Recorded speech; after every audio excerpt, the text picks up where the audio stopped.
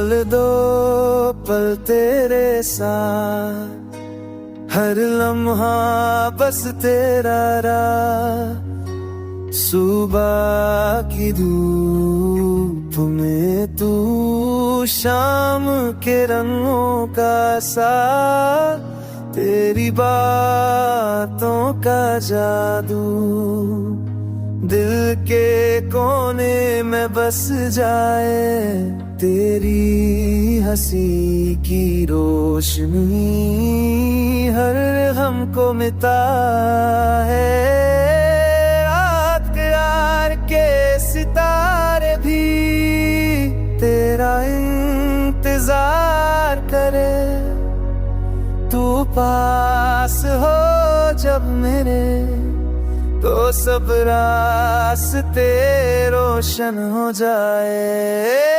तेरे हाथों का घेरा मेरे सपनों का साथ, तू जो मिले कभी लगता जिंदगी का राज।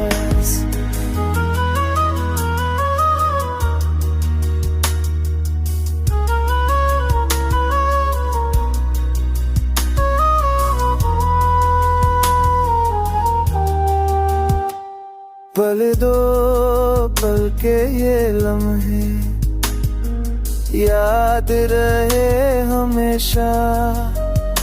तेरे प्यार के इस रंग में दिल मेरा सिमट जाए बस।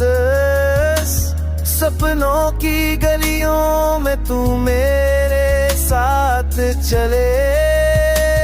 हर मोड़ पे तेरी मुस्कान मेरी रूह को छू जाए।